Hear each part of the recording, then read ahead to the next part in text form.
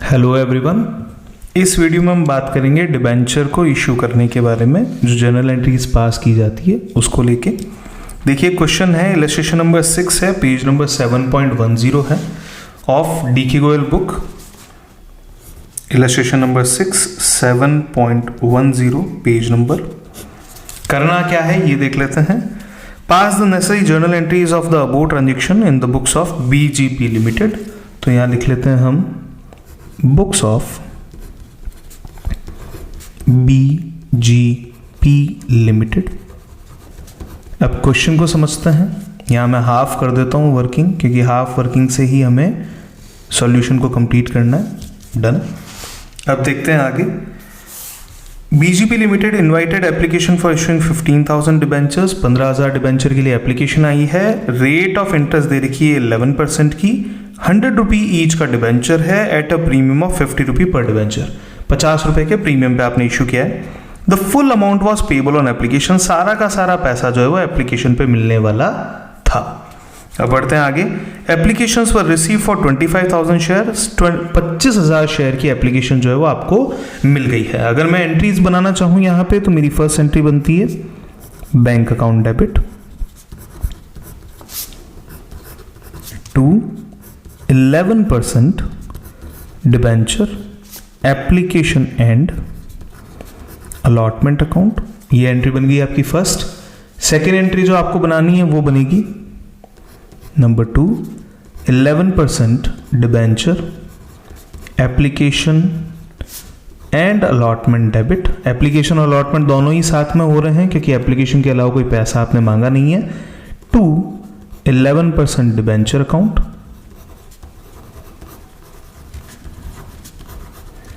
To securities premium account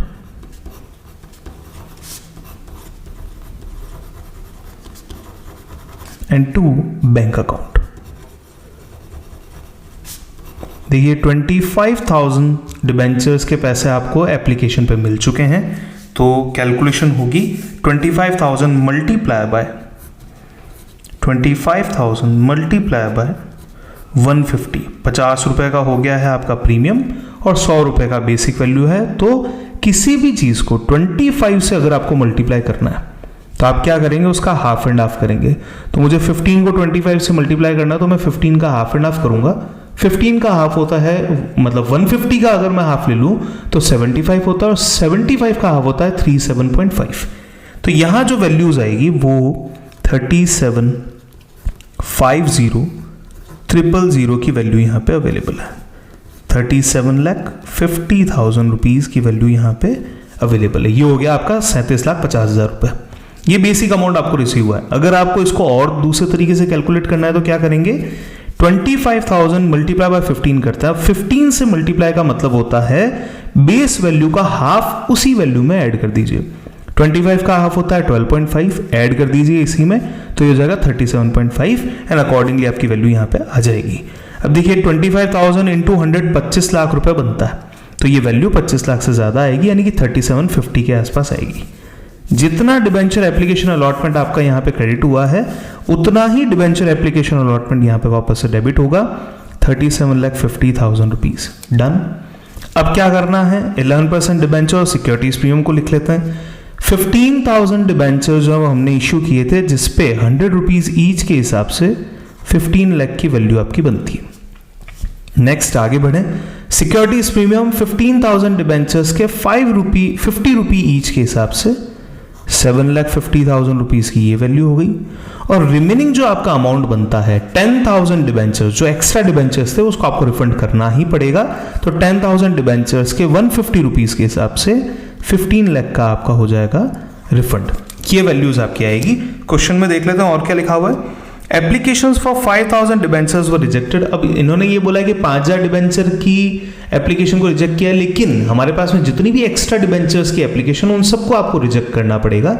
या pro rata का कोई काम नहीं, क्योंकि सारा पैसा एप्लीकेशन पे रिसीव हो चुका है and the application money was refunded. Application का पैसा रिफंड कर दिया गया, तो ऑब्वियस सी बात है कि जितने भी एक्स्ट्रा डिबेंचर्स हैं उनका एप्लीकेशन का पैसा आपको रिफंड करना पड़ेगा। बट ऑब्वियस सी चीज है। Debentures were allotted to the remaining applicant on pro rata basis. इस चीज का कोई सेंस नहीं है। नरेशन डाल दीजिए दोनों एंट्रीज के लिए। बीइंग एप्लीकेशन मनी रिसीव्ड, और यहां नरेशन डाल दीजिए बीइंग डिबेंचर्स अलॉटेड। डन, ये हो गया आपका कंप्लीट सॉल्यूशन। इसी सीक्वेंस में हम अगला क्वेश्चन भी देखते हैं। नेक्स्ट क्वेश्चन हमारे पास में हम वही क्वेश्चंस ले रहे हैं जो कहीं ना कहीं पहले सीबीएसई में आ रखे हैं। देखिए सपोज ये वाला क्वेश्चन है, इस क्वेश्चन को कैसे करना है शुरुआत करते हैं। पहले पढ़ते हैं क्या करना है।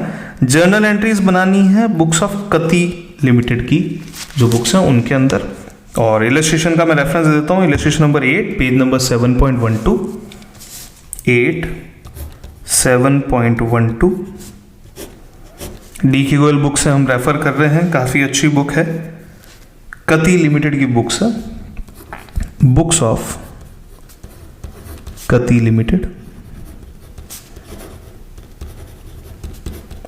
डन। अब सेम पैटर्न के ऊपर एंट्रीज बनाएंगे, 1 2 जितनी भी एंट्रीज बनती है वो सब।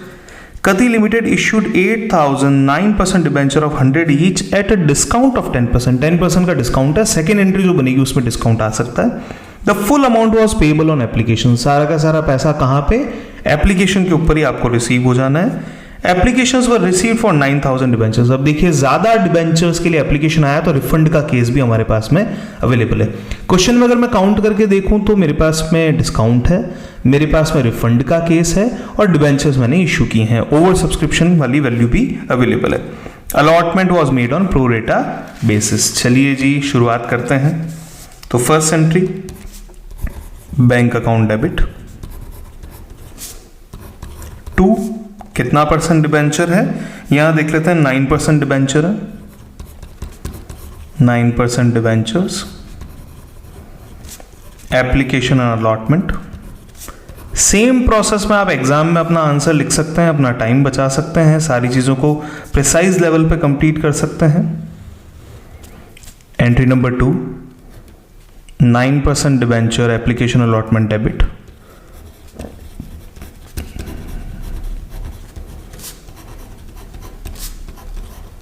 देखिए अब मैं नाम लेने वाला हूं discount on issue of debenture.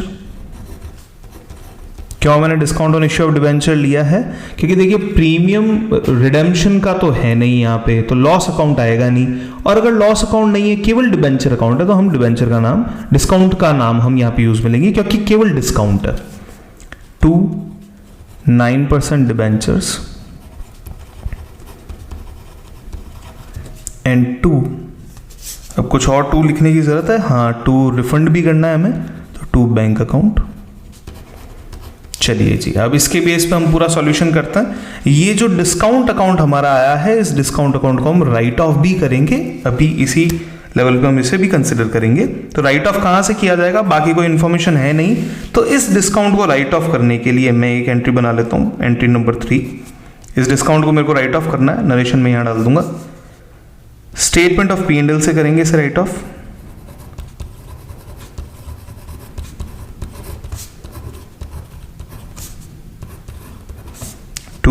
Discount देखिए ये डेबिट में आया था, इसे राइट ऑफ करने के लिए क्रेडिट करेंगे।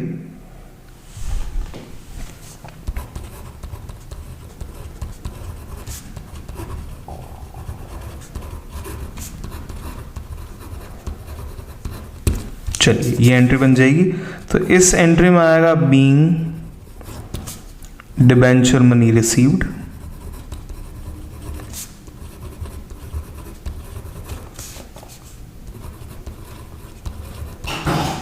डन। सेकंड यहां पे बीइंग डिबेंचर्स अलॉटेड,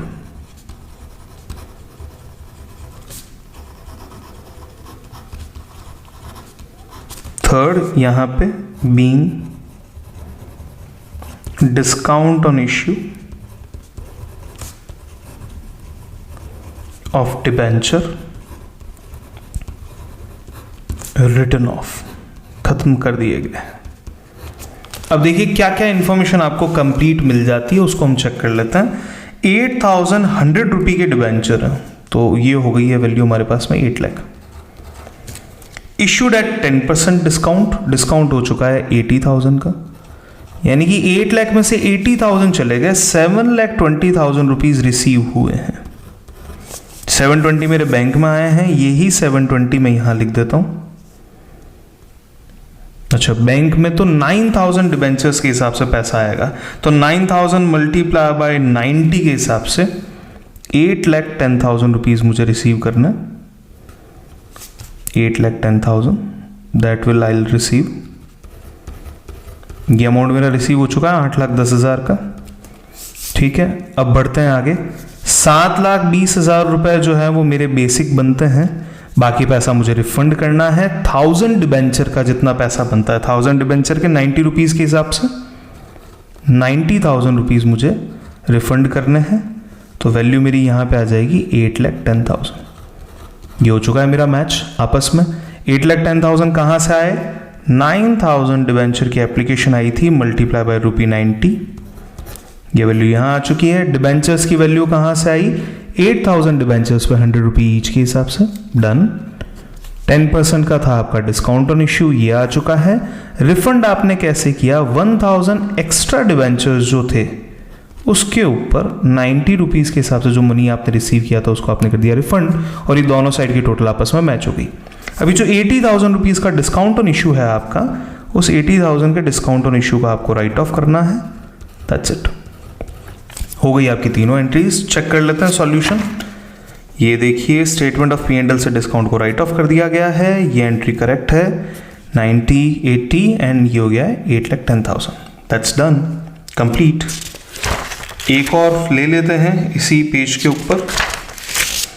ये देखिए, ये इश्यू ऑफ डिबेंचर की एंट्रीज हैं। अच्छा, यहां बिल्डिंग खरीदी गई है, purchase building worth ₹3 lakh, 3 lakh रुपए की बिल्डिंग खरीदी है, प्लांट 280 का और फर्नीचर जो है 20,000 from C limited for a purchase consideration of 6,30,000। Total मिला के जो परचेज कंसिडरेशन आपका बन रहा है 630 का बन रहा है। B limited paid the purchase consideration by issuing 9% debentures of 100 each. 100 रुपए ईच के ऊपर जो 9% डिबेंचर्स है वो उससे इशू किए। कितने डिबेंचर्स इशू किए ये हमें ढूंढना है। Pass necessary journal entries in the books of B limited when debenture issued at par, debenture issued at premium, debenture issued at discount. अब इन 3 कंडीशन के अंदर हमें एंट्रीज बनानी है। तो पहले बेसिक एंट्री हम बना लेते हैं इन सारी चीजों को खरीदने के लिए। इलस्ट्रेशन नंबर 11 है, page number 7.16। 11 7.16 from D K Goyal book. Here it is. B limited, तो बुक्स है बी लिमिटेड की, बुक्स ऑफ बी लिमिटेड। देखते हैं इतने में हमारा सॉल्यूशन हो जाएगा क्या? वैसे तो हो जाना चाहिए, चेक करता है। Purchase building worth ₹3 lakh, plant 280। Values देख लेते हैं। वैल्यूज यहां पे दे रखी है, बिल्डिंग की वैल्यू है 3 लाख की, प्लांट की वैल्यू है 280 की। तो फर्स्ट एंट्री हम बना रहा, building account debit 3 lakh, plant 280,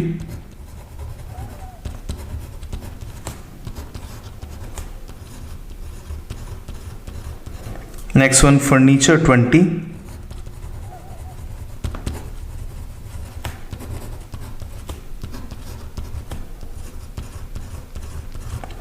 आगे बढ़ते हैं। For a purchase consideration of 630, total मिला के जो परचेज कंसिडरेशन 6,30,000 का है। मैं यहाँ पे बीच में गैप रख रहा हूँ, हो सकता है कैपिटल हो सकता है गुडविल हो। किससे खरीदी है? To C limited. Purchase consideration बनता है 6,30,000 रुपीज का। अब ये जो परचेज कंसिडरेशन हमारा है इसका हमें सेटलमेंट करना है, तो मैं यहां लिख देता हूं सेकेंड एंट्री के अंदर C limited debit 6,30,000 rupees is the total amount which we need to settle. ये हो गया है। अब बढ़ते हैं आगे। अब मैं फर्स्ट वाली कंडीशन की बात कर रहा हूं, तो यहां पे मैं लिख देता हूं ए कंडीशन, ठीक है। मैं इसको सेकंड नहीं लिखूंगा, मैं कंडीशन ए लिख देता हूं। और ये बेसिक एंट्री हो चुकी है असेट खरीदने की या जो भी बिजनेस है वो खरीदने की। अब सी लिमिटेड में कंडीशन ए के अंदर एट पार पे आपको डिबेंचर्स इशू करने हैं, 9% डिबेंचर्स ऑफ 100 ईच। तो 9% डिबेंचर्स, यहां वैल्यू आ जाएगी नंबर ऑफ डिबेंचर्स के लिए, number of debentures equal to 6,30,000 rupees का सेटलमेंट होना है। और एक डिबेंचर की वैल्यू आती है ₹100 ईच, तो यह आ जाएगा 6,300 डिबेंचर्स। तो 6,300 डिबेंचर्स के बेस पे ये वैल्यू हो गई आपकी कंप्लीट। अब इस एंट्री का जो बैलेंसिंग फिगर है, चेक करना पड़ेगा डिफरेंस कहीं ना कहीं आ रहा है, तो इस एंट्री का जो बैलेंसिंग फिगर है उसको सेटल करेंगे। देखिए ये हो गया 3 लाख, 2 लाख, ये हो गया 5 लाख और ये हो गया 6 लाख। 630 इधर है, 6 लाख वहां है, 30,000 रुपीज का गैप बनता है डेबिट में, इसे कहा जाएगा गुडविल।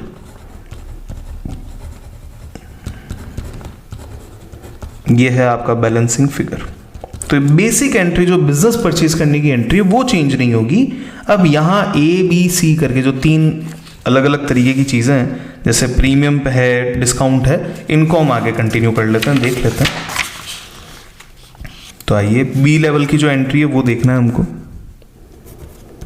बी एंट्री में हमें क्या करना है, debentures issued at a premium of 25%, ये चेक कर लेते हैं।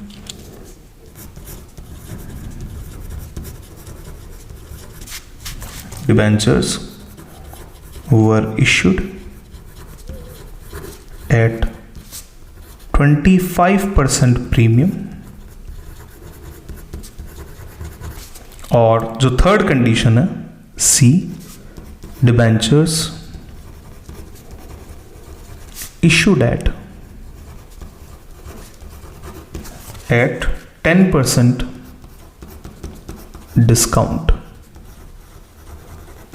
लीजिए जी, तो यहां पे डिबेंचर देखो पेमेंट कितना करना है सी लिमिटेड को, वो है 6,30,000 हमेशा। तो हमें वापस सोचने की जरूरत नहीं है, उसको तो हमें डेबिट करना ही है। C limited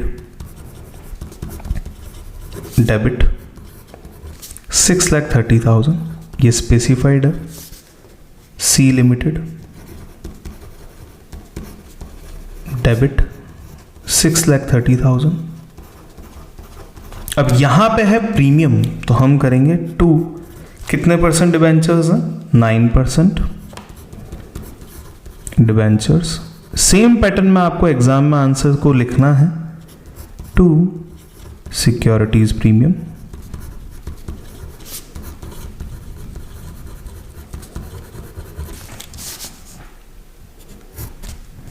being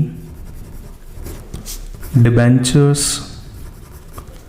issued for settlement of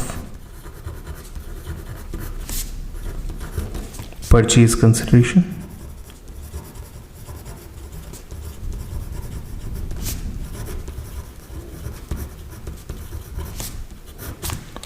चलिए शुरू करता है। नंबर ऑफ डिबेंचर्स की बात करता हूं।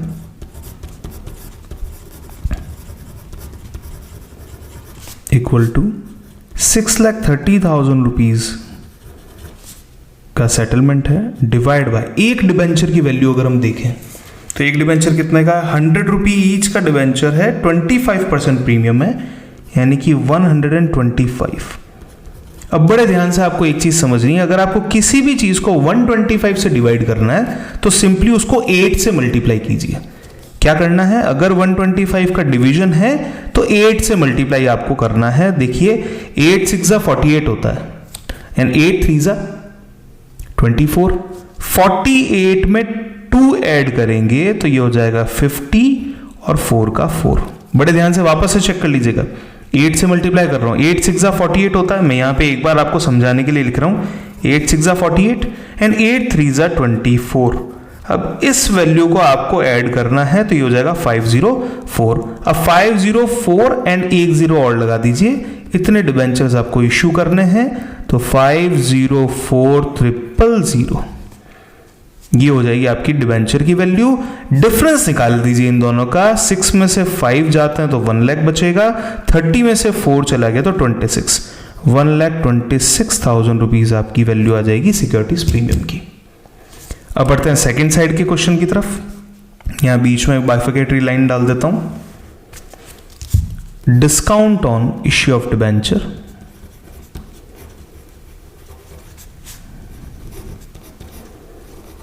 Debit to 9% debenture account being debentures issued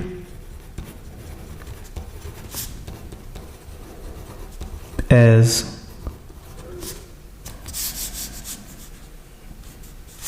for settlement of purchase consideration।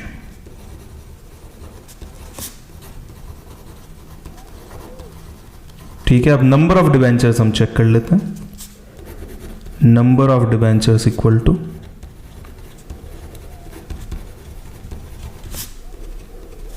कितना पेमेंट करना है, ₹6,30,000। एक डिबेंचर की वैल्यू कितनी बनती है, 100 रुपए ईच का डिबेंचर था और 10% डिस्काउंट पे आपको देना है तो इट इज ₹90। 9 से डिवाइड करते हैं, 9 6 54, 9 7 it's 63, 7,000 डिबेंचर्स डन। तो ये आ जाएगा 7 लाख एंड ये आ जाएगा 7 लाख विल कम हियर और 70,000 रुपीज की वैल्यू यहां पे। ऐसा कोई आपके पास में कोई भी करेक्शन अगर होता है तो कोई इश्यू नहीं है, it is all considered. Done. एक और क्वेश्चन ले लेते हैं। पेपर को वेस्ट नहीं करना है, बिल्कुल भी यूटिलाइज करेंगे अच्छे से। एक इलस्ट्रेशन नंबर 13 और दे रखा है, पेज नंबर 7.17। इलस्ट्रेशन नंबर 13 7.17, इसका सॉल्यूशन हम करने वाले हैं। कैसे करेंगे बड़े ध्यान से देखें। प्रकाश this one, Venus limited, books of क्या करना है, pass necessary journal entries in the books of Venus limited. तो लिख लेते हैं books of Venus limited.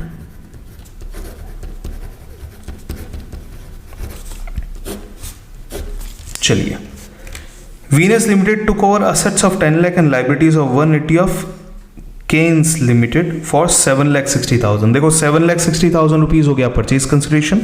Assets की वैल्यू है 10 लाख की, लाइबिलिटीज की वैल्यू है 1,80,000। तो हाफ यहां कर लेते हैं। Sundry assets debit,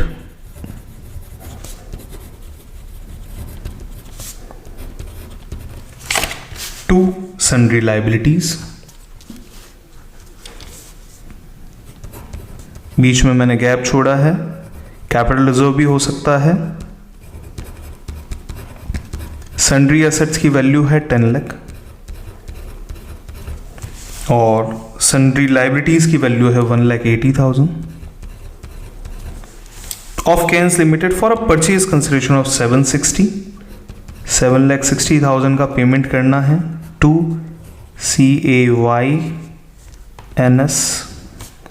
limited. ठीक है, अब यहां सेकेंड एंट्री में मैं लिख देता हूं CAYNS केन्स लिमिटेड डेबिट 7,60,000। इतनी चीजें मुझे यहां पे कंफर्म है, इसलिए मैं इनको लिख रहा हूं। अब पहले इनका डिफरेंस निकाल लेते हैं। अगर कोई डिफरेंस आ रहा है, डेबिट में अगर डिफरेंस बच रहा होगा तो लिखेंगे गुडविल, क्रेडिट में अगर डिफरेंस बच रहा है तो लिखेंगे कैपिटल रिजर्व। तो देखिए यहाँ पे हो जाएगा 7 और 1 हो जाएगा 8, 80 एंड 60 होता है 140, यानी कि हो जाएगा 940। 9,40,000 इस तरफ है, इधर 10 लाख है, तो यहाँ बचेंगे 60,000। ये कहलाएगा आपका value of capital reserve.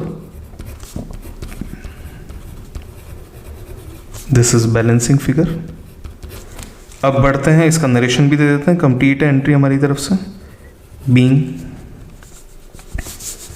Business purchased,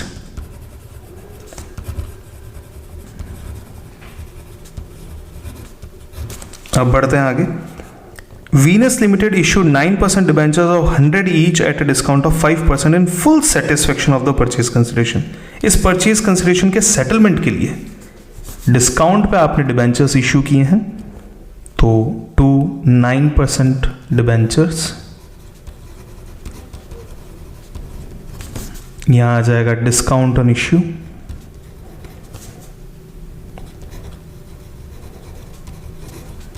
of debentures debit, done. अब इस कंडीशन में क्या करना है, नंबर ऑफ डिबेंचर्स आपको निकालना है। यहां लिख लेता हूं पहले narration, being purchase consideration settled,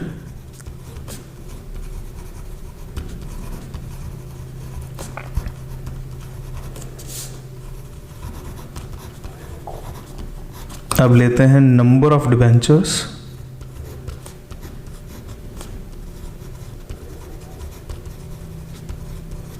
equal to number of debentures की बात करें तो हमारे पास में 5% का डिस्काउंट है। चलिए 760 का पेमेंट है, रुपी 7,60,000 डिवाइड बाय रुपी 95 ईच। अब यहाँ थोड़ा फोकस कीजिएगा, देखिए कभी भी एग्जाम में टिपिकल डेटा नहीं आएगा, डेटा इसी तरीके का आएगा जो सॉल्व किया जा सके, एक पर्टिकुलर टाइम पीरियड में सॉल्व कर सकें। 95 की टेबल किसी को भी नहीं आती है।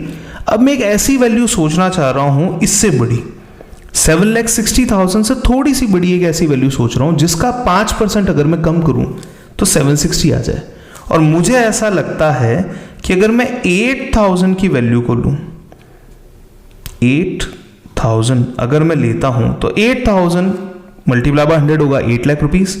8 लाख का 10%, 8 लाख का 5% होता है 40,000, जिसको लेस करके मेरी वैल्यू मैच हो जाएगी। तो मेरी 8,000 डिबेंचर्स जो हैं मैं यहाँ कंसिडर कर सकता हूँ। 95 से डिवाइड करना थोड़ा सा टिपिकल रहेगा, फिर भी अगर आप करना चाहें तो आप इन दोनों वैल्यूज को डबल कर सकते हैं। कैसे करेंगे, आप इन दोनों वैल्यूज को डबल कर लीजिए ताकि थोड़ा सा ये आसान हो जाए। डबल करने से क्या होगा, आपके पास में 76 का डबल होता है 152। कैसे आया, 7 का डबल होता है 14, 6 का डबल होता है 12, 1 कैरी हो जाएगा 152 डिवाइड बाय 95 का डबल होता है 190। ठीक है, 190। अब आप 19 ले लीजिए, एक जनरल रेफरेंस से आपको एक डिजिट आपको निकालना है। अब ध्यान दीजिए, 19 की टेबल अगर आपको लिखनी है, वैसे हमने टेबल अंडरस्टैंडिंग वाला जो सॉल्यूशन किया था उसमें हमको पता है 19 की टेबल कैसे बनाते हैं। वैसे अगर आप करना चाहें तो लेट्स ट्राई। मैं 19 की टेबल को इधर ही साइड में बना रहा हूं, बड़े ध्यान से समझिएगा। 19 का मतलब क्या होता है, 19 का मतलब होता है 20 माइनस 1। तो हम 19 की टेबल को कंस्ट्रक्ट कर रहे हैं, बड़े ध्यान से देखिएगा। 19, 20 ऐड करना है और -1 करना है, ये हो जाएगा 39, 38, 58, 57, 77, 76, 96, 95, 115, 114, 134, 133, 153, 152, 172, 171, 191, 190। ये देखिए टेबल कंस्ट्रक्ट हो गई है बहुत सिंपल तरीके से। अब मुझे यहां पे पता चलता है 19 की टेबल में 152 आ रहा है 8 टाइम्स पे, तो मेरी बेस वैल्यू आ चुकी 8। अब मुझे जीरोस कंस्ट्रक्ट करने हैं 100 रुपये के हिसाब से, वैल्यूएशन को करके मैं 8,000 लेके आ सकता हूं। तो 8 लाख रुपए के डिबेंचर्स आपको इश्यू करना है और उसका 5% जो है वो 40,000 रुपीज बनता है। इस तरीके से आप इस क्वेश्चन का सॉल्यूशन कर सकते हो और आपके 100% मार्क्स जो है वो अचीव कर सकते हैं। Thank you so much. अगली वीडियो में हम नेक्स्ट क्वेश्चंस जो होंगे उनको हम सॉल्व करेंगे, बट आप अपने लेवल पे एक बार इन क्वेश्चंस को जरूर ट्राई करें ताकि आपका डिबेंचर का जो चैप्टर है वो विद इन आज और कल की जो 2 दिन की जो वीडियोस बनेगी उसमें आपका डिबेंचर का चैप्टर कंप्लीट हो जाना चाहिए।